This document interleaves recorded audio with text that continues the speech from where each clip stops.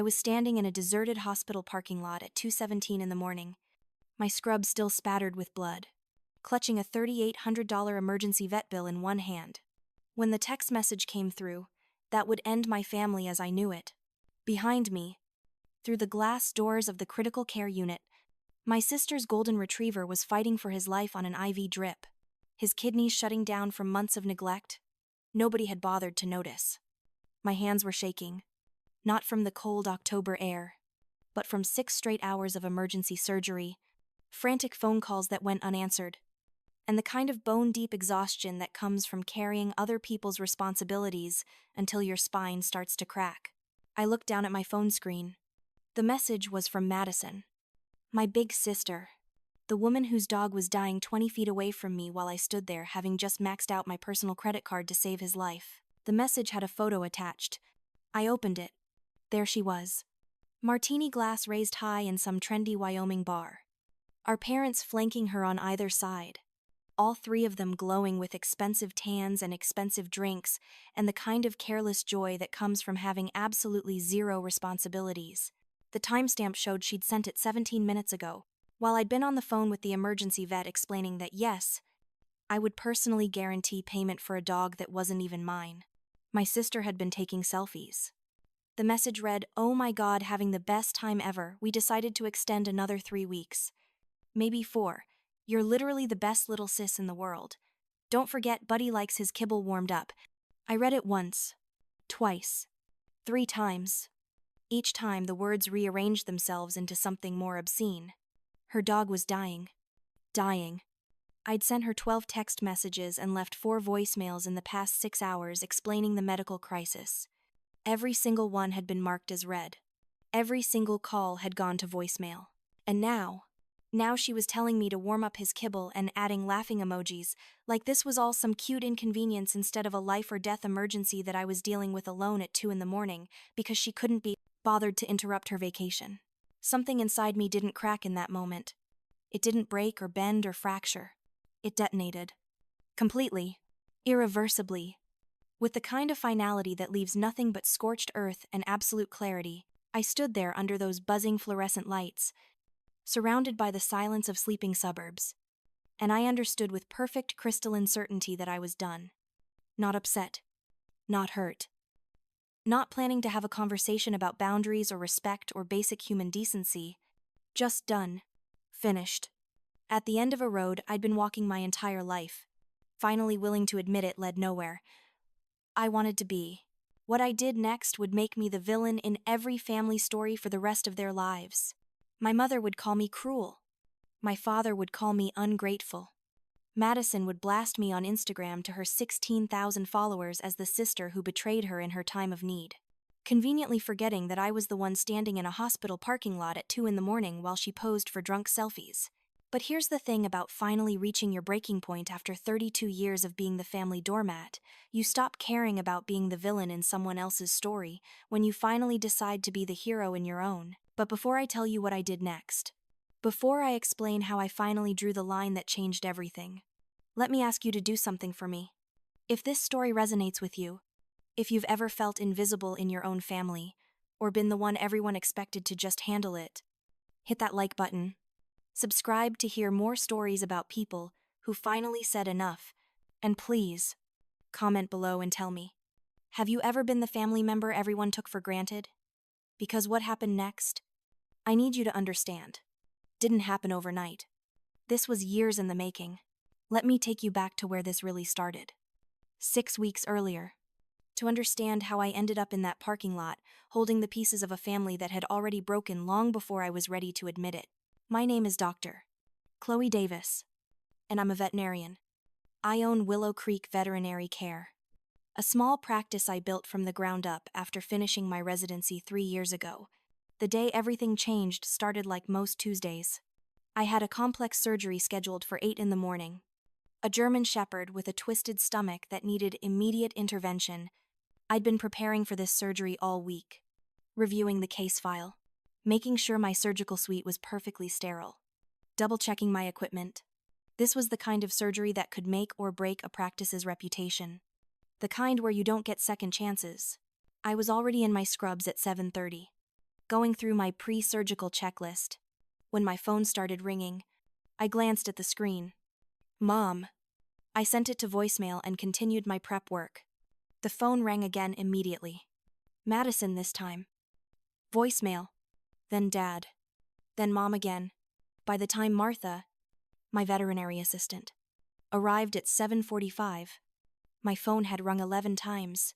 Martha is this wonderfully no-nonsense woman in her late 50s who's worked in veterinary medicine longer than I've been alive. She took one look at my phone lighting up on the counter and raised an eyebrow at me.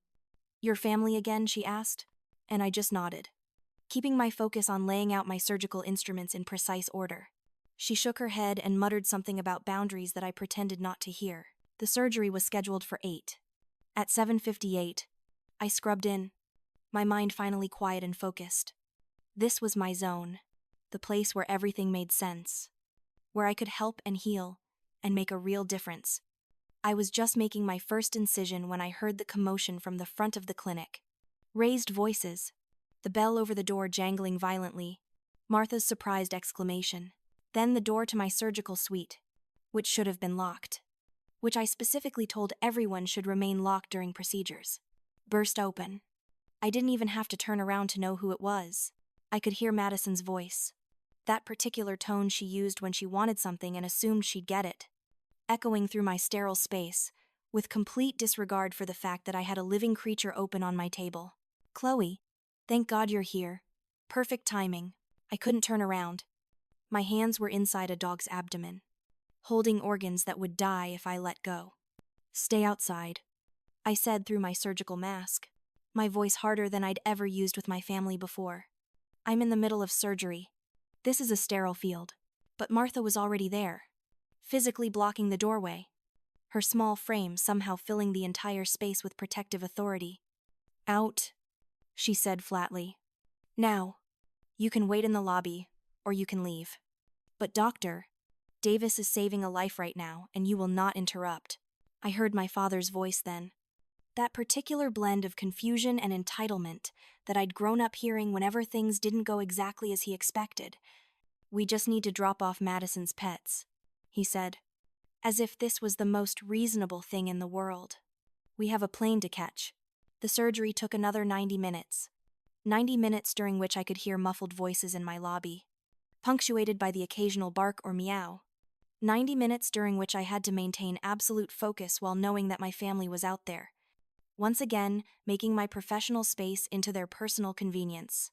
When I finally closed up my patient and handed her off to Martha for recovery monitoring, I was exhausted in a way that had nothing to do with the technical demands of the surgery. I walked out into my lobby and stopped dead. It looked like a pet store had exploded. There were 2 large suitcases by the door, both clearly packed for humans, not animals. 3 dogs were scattered around the room. 2 terrier mixes I recognized as Petty and Fido wrestling near the waiting room chairs, and Buddy, Madison's 9-year-old golden retriever, lying in a corner looking more lethargic than I'd ever seen him. 2 cat carriers sat on my reception desk, right on top of the paperwork Martha had been organizing, and I could see Midnight and Shadow's eyes glowing from inside. Madison stood in the center of this chaos, wearing designer sunglasses pushed up into her hair. Outfit that probably cost more than my monthly student loan payment. And an expression of relief so profound, you'd think I'd just rescued her from a burning building instead of finishing the surgery she'd nearly compromised. Oh good. You're done, she said brightly, as if the last 90 minutes of her waiting had been some kind of generous gift she'd bestowed upon me. So we're doing this amazing cross-country trip. Right, Grand Canyon, Yellowstone. Then we're driving down to Hollywood because Mom's doctor said she needs less stress, and Dad found this amazing deal on a vintage RV. We're calling it the Davis Family Adventure. I'm going to document the whole thing for my followers. I looked at my father, who was nodding along like this. Was all perfectly reasonable. And at my mother, who was smiling that smile I'd learned long ago, meant she expected me to simply accommodate whatever chaos they were bringing into my life. I'm sorry. What I managed to say, my brain still trying to catch up with what was happening. Madison laughed. That tinkling sound she used in her Instagram videos. Don't be sorry. Silly. We just need you to watch the babies while we're gone. 3 weeks. Maybe 4. if we decide to extend in California. You're a vet. So it's like, literally perfect. And you have all this space here at the clinic. I looked around my small practice. At the 2 exam rooms, the surgical suite I'd just spent 90 minutes in, the small office that doubled as my break room. I thought about my schedule, packed with appointments, booked weeks in advance. I thought about Mrs. Gable, who was due to arrive in 20 minutes with her elderly cat for a chemotherapy consultation. I thought about the fact that Madison hadn't asked, hadn't even really told me in advance, had just shown up and assumed. Madison, I can't just turn my clinic into a boarding facility, I said, trying to keep my voice level. I have patients scheduled. I have surgeries. I can't have 5 animals living here for a month. Eleanor, my mother, stepped forward then, her hand reaching out to pat my arm in that way that always preceded her, asking me to do something I didn't want to do. Sweetheart, you're being dramatic. It's not a whole month, just 3 weeks, and you love animals. This is literally what you do. Help family. That's what families do. There it was, the phrase that had governed my entire life. Help family. As if helping meant dropping everything, sacrificing my professional reputation, my income, my sanity. Whenever they decided they needed something, I need their medical records, I said, grasping at logistics because I didn't know how to grasp at the bigger issue. Food requirements, medication schedules, emergency contact information. You can't just leave them with no information. Richard, my father, checked his watch with that impatient gesture I knew so well. We don't have time for all that paperwork. Chloe, our flight leaves in 3 hours. You're a vet. You'll figure it out. Buddy's been a little lazy lately, but he's just getting old. The cats are easy. They barely eat anything. The other 2 dogs, well, they're dogs. How hard can it be? Before I could respond, before I could figure out how to say no to people I'd never successfully said no to in my entire life, they were moving toward the door. Madison, blow my kiss. You're the best. Little sis. I'll tag you in all my posts. Free advertising for your clinic. The door closed behind them with a jangle of bells that sounded almost mocking. I stood there, surrounded by 5 confused animals who weren't mine. With Mrs. Gable due to arrive in 15 minutes. With a surgery patient in recovery who needed monitoring. With a full afternoon of appointments.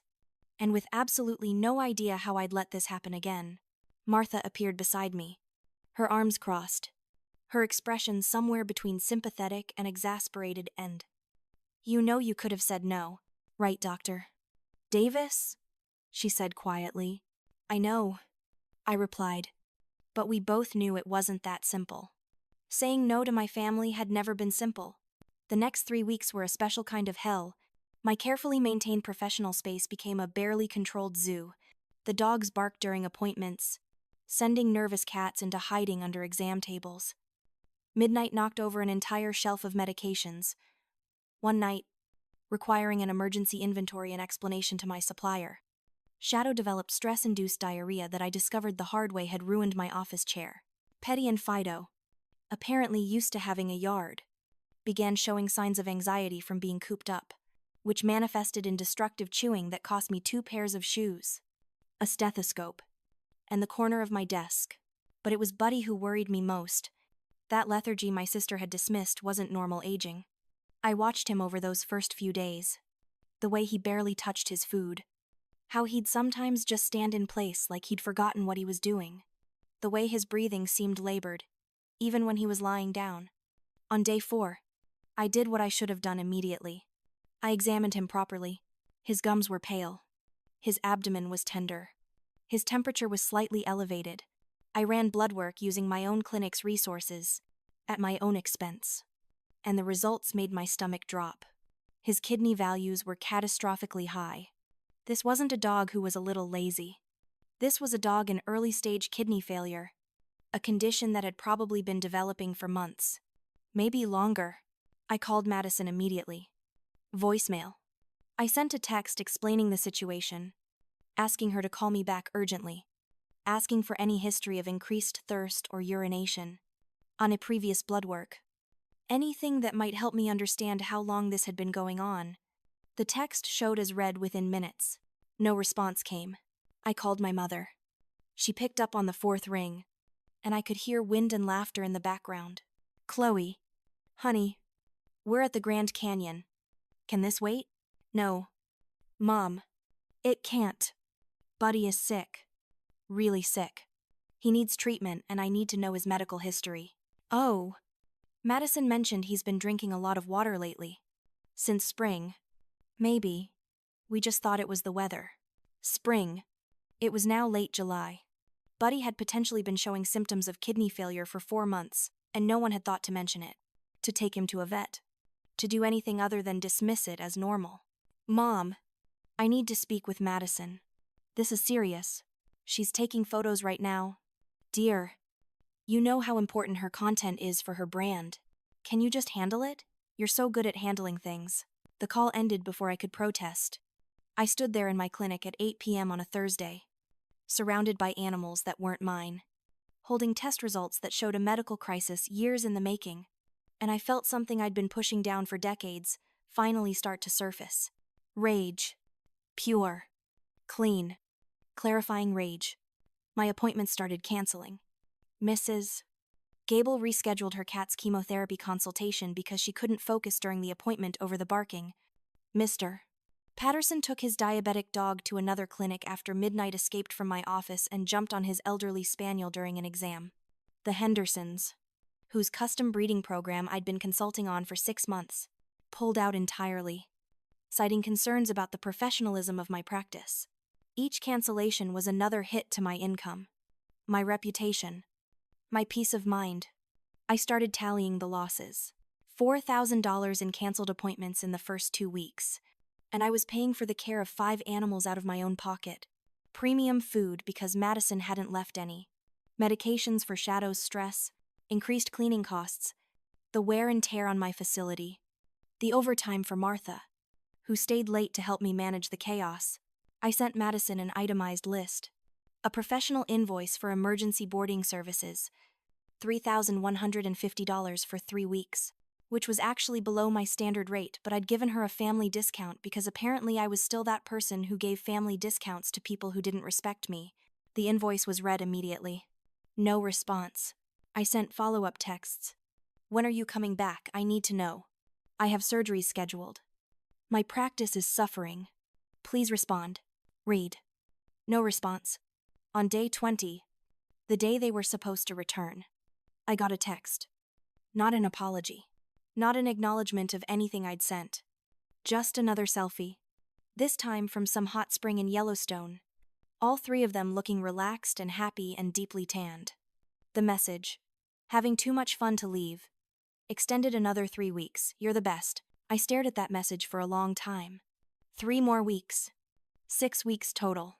A month and a half of my life, my practice, my financial stability, held hostage by people who thought a selfie and you're the best was adequate compensation for upending my entire existence. That's when I started researching Oregon abandonment laws, legal definitions of pet ownership, timeframes for claiming abandoned property. I called Dr. Mark Jenkins, a colleague who'd gone through a messy divorce involving custody of the family dogs. He gave me the name of Cassandra Reed, an attorney who specialized in animal law. The consultation with Cassandra was enlightening. In Oregon, pets are considered property. If an owner abandons that property with someone else and fails to retrieve it or make arrangements within a reasonable time frame after being notified, ownership can be legally transferred. Reasonable time, she explained, was typically 14 days after formal notification. I need you to send them a certified letter, she advised. Document everything, every text message, every ignored call, every medical expense. Make it official. Give them 14 days to respond or retrieve their animals. And Chloe. Her voice was kind but firm. Stop thinking of them as your family for a minute. Think of them as clients who failed to pick up their property after repeated notification. Because that's exactly what they are. I drafted the letter that night. Professional, detailed, unemotional. It outlined every attempt at contact, It included copies of Buddy's blood work and the $3,800 emergency veterinary bill I'd paid out of my own savings when he'd collapsed at midnight on day 23 and I'd rushed him to the 24-hour emergency hospital. It explained that, as of receipt of this letter, they had 14 days to retrieve their animals or make payment and care arrangements, after which I would be forced to surrender them to Portland Animal Rescue Alliance as abandoned property. I had it notarized, sent it certified mail with return receipt, sent copies via email, sent follow-up texts with photos of the letter. All professional, all documented, all completely ignored. The emails were opened. The texts were read. The certified letter was signed for by Richard at a hotel in California on day 27. And still, nothing. No call, no text, no acknowledgement that they'd received formal legal notification that they were about to lose their pets. Buddy was improving. Slowly, on the prescription kidney diet and medications I was paying for. The emergency vet had praised my quick action, said another day, and he might have had permanent damage. Might not have survived. I sent Madison the photo the specialist took of Buddy on IV fluids, his sad eyes looking at the camera. Read. No response. I started to understand something in those 14 days of waiting. This wasn't about love or family or even forgetfulness. This was about a fundamental belief system where I existed to serve, to provide, to handle things. And they existed to take, to enjoy, to assume I'd always be there cleaning up their messes. I'd enabled this my entire life by never drawing a line, never saying stop, never making them face real consequences. Day 14 fell on a Tuesday. I remember because Mrs. Gable had rescheduled her cat's appointment for that day. Willing to give my clinic another chance, now that I'd promised her things would be calm. The appointment was at 5 p.m. The 14-day deadline was at 5 p.m. I'd warned them. Cassandra had warned them. The law was clear. At 4:30, Martha asked me if I'd heard anything. I shook my head. At 4:45, I called Kate from Portland Animal Rescue Alliance. She'd been aware of the situation, had agreed to take in all 5 animals if it came to that. She answered on the first ring. "Are they coming?" she asked. "No," I said. "No, they're not." At exactly 5 p.m., I made the call official. "Kate, this is Dr. Chloe Davis. I have 5 cases of abandoned property to surrender. When can you pick them up?" Martha stood beside me, her hand on my shoulder. "Dr. Davis," she said quietly, "you gave them every chance." "I know," I replied, and that was the truth. I'd given them every chance. More chances than they deserved. And they'd chosen not to take a single one. The pets were picked up the next day. Kate assured me they'd be evaluated, given any necessary medical care, and placed in appropriate homes. The dogs, she explained, would likely be adopted together, given their bonded relationship and Buddy's special needs. There were families who specialized in senior dogs with medical issues. They'd be fine. Better than fine. Actually, because they'd be with people who understood that owning an animal was a responsibility, not a convenience.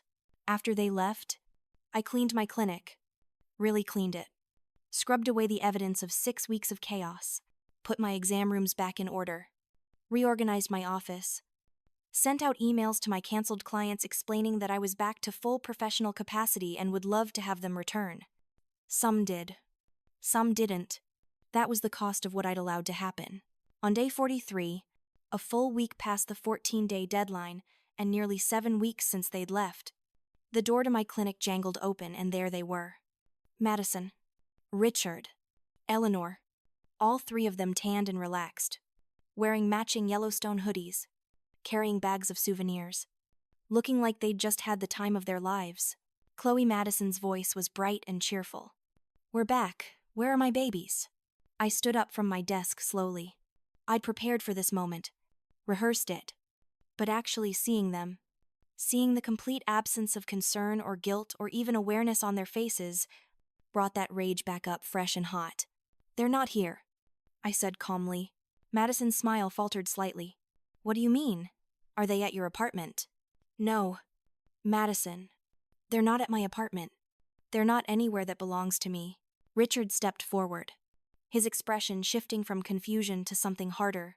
Chloe, where are the animals? I reached into my desk drawer and pulled out a manila folder. Inside was everything. Every text message, printed and dated. Every email, the certified letter and its signed receipt, the medical records, the itemized bills, the legal documentation of abandonment. I handed it to Madison. She pulled out the papers, her eyes scanning quickly, her expression changing from confusion to disbelief to something that looked almost like panic. "What the hell is this?" Her voice had gone shrill. "You gave away my pets." Eleanor grabbed the papers from Madison's hands, her own eyes going wide. "You surrendered them. You gave them to a rescue. How could you do this to us?" "How could I?" The words came out sharper than I'd intended. "But I didn't pull them back. How could you abandon 5 living creatures at my place of business for 7 weeks with no food, no medical records, no payment, and no communication after I told you one of them was dying? We were on vacation." Madison protested, and her voice had that quality I'd heard my whole life. That tone that suggested I was being unreasonable for expecting basic consideration. "A vacation you extended to 7 weeks without my consent," I replied. "A vacation during which I sent you documentation that Buddy had kidney failure and needed immediate care. A vacation during which I spent almost $4,000 of my own money on emergency veterinary care while you posted photos of yourselves having the time of your lives. We didn't think it was that serious," Eleanor said weakly. "You didn't think," I corrected. "You didn't think about the animals. You didn't think about my business. You didn't think about me at all. And when I sent you formal legal notification that you had 14 days to respond or lose custody, you still did nothing." Richard's face had gone red. "That letter was just a scare tactic. You wouldn't really give away family pets." "It wasn't a scare tactic," I said, my voice steady, despite the way my heart was pounding. "It was a legal notification of abandonment, drafted by an attorney and sent via certified mail. You signed for it. Dad, you knew you had 14 days. That deadline passed 8 days ago." Madison was crying now, actual tears running down her face, mascara smearing. "But they're my dogs. My cats. You can't just give them away." "I didn't give them away," I said. "I surrendered abandoned property to a licensed rescue organization after repeated attempts to contact the owners failed. That's what the law allows. That's what the law requires.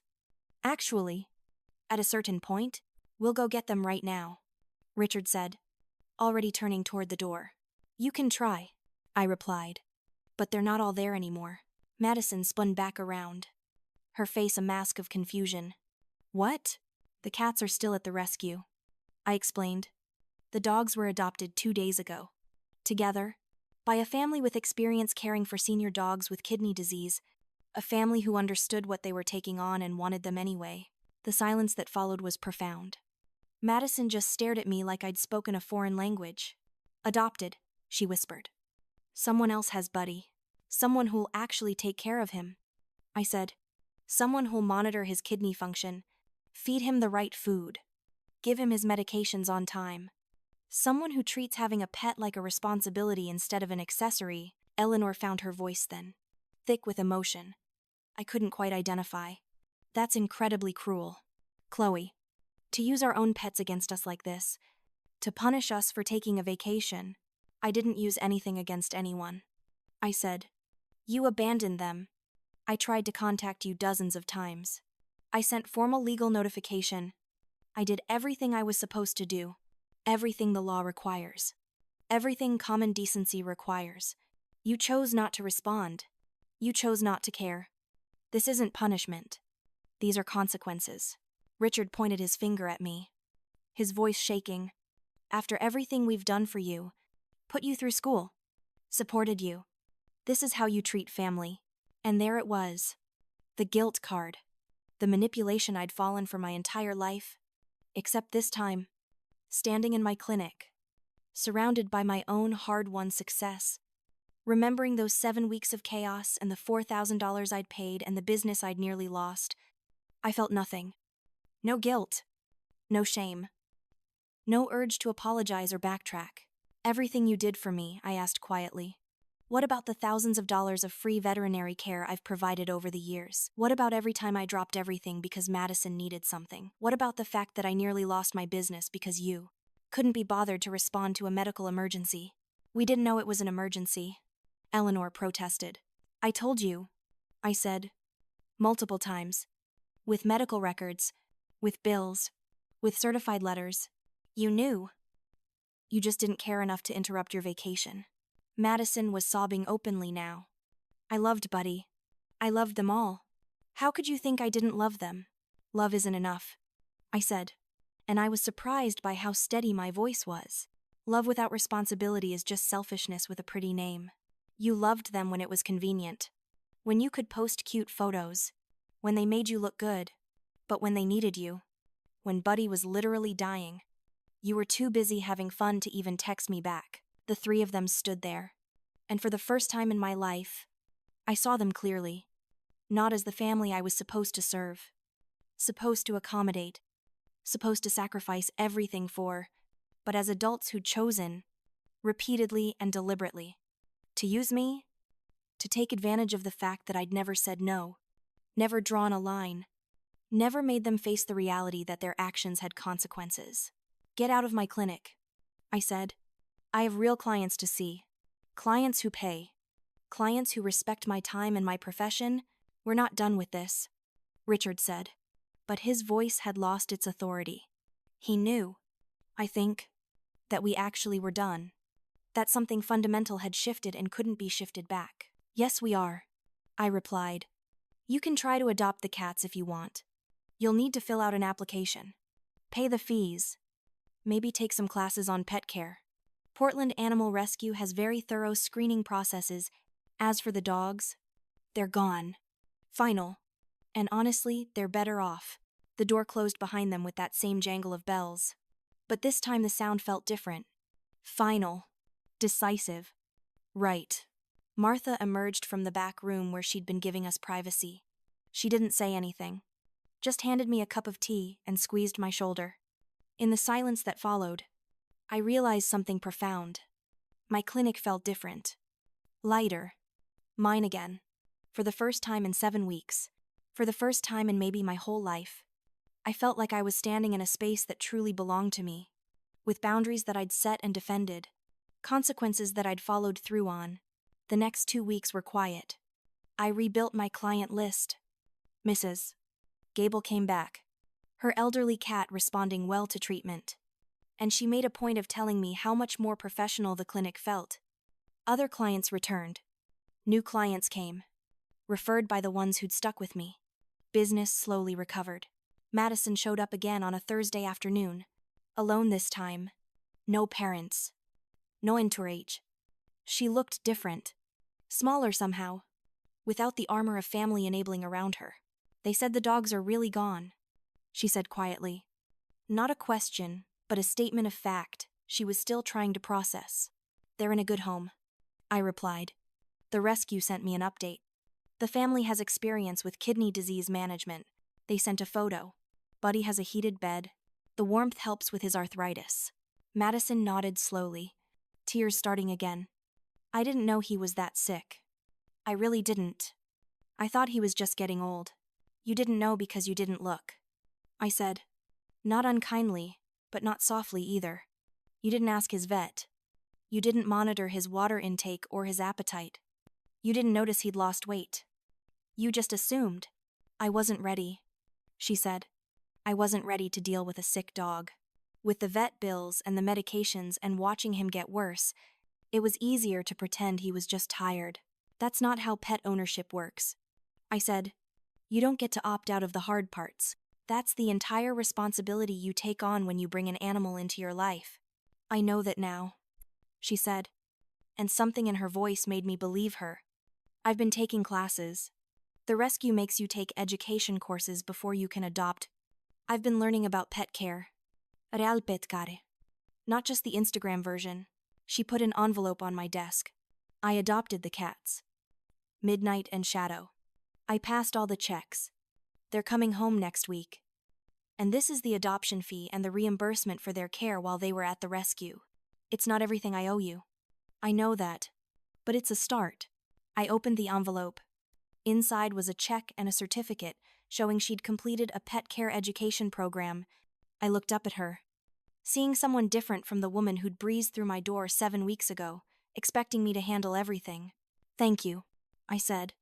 "And I meant it.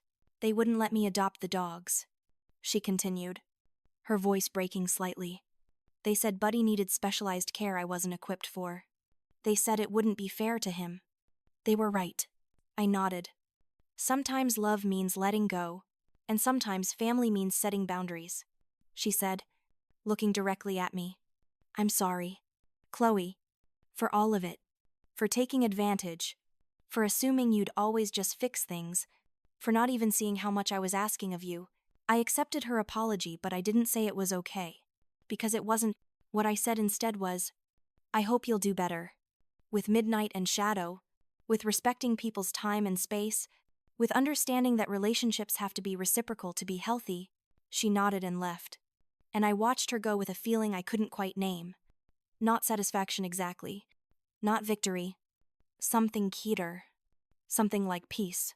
That evening, I locked up my clinic and stood on the sidewalk outside, looking at the sign I'd had made when I first opened. Willow Creek Veterinary Care. My name underneath. My dream. My business. My boundary. I'd defended it. I'd drawn the line. And in doing so, I'd found something I'd been looking for my whole life without knowing it: my own voice. My own authority. My own sense of what I would and wouldn't accept. My phone buzzed. A text from Eleanor. "Your sister is very hurt. Your father thinks you were unnecessarily harsh. We hope you're proud of yourself." I looked at the message for a long time. Then I did something I'd never done before. I didn't respond. I didn't explain. I didn't defend. I just put my phone back in my pocket and got in my car and drove home to my quiet apartment. To my own space. To a life that finally felt like it belonged to me. Because here's what I learned through all of this. What I wish I'd understood decades earlier. You teach people how to treat you. Every time I'd said yes when I meant no. Every time I'd accepted less than I deserved. Every time I'd put their convenience over my well-being. I'd been teaching them that my boundaries didn't matter. That I didn't matter except for what I could provide. Drawing that final line wasn't cruel. It was necessary. It was overdue. It was the most loving thing I could have done for myself and, paradoxically, for them too. Because maybe, just maybe, facing real consequences was the only way they'd ever learn that other people's time and labor and love aren't infinite resources to be exploited. Some relationships can't be fixed. Some family dynamics are too broken, too one-sided, too toxic to salvage. And sometimes the bravest thing you can do, the most necessary thing, is to step back and say, "I'm done being the one who sacrifices everything. I'm done being the one who always gives while you always take. I'm done teaching you that disrespecting me has no consequences." The line I drew wasn't about revenge. It was about survival. About reclaiming my life. About finally valuing myself as much as I'd always valued them. And you know what? On the other side of that line, I found something better than their approval or their gratitude or their false version of family. I found peace. I found self-respect. I found the space to build the life I actually wanted instead of the life they expected me to maintain for their convenience. That's the last line. The final boundary. The moment when you realize that protecting yourself isn't selfish.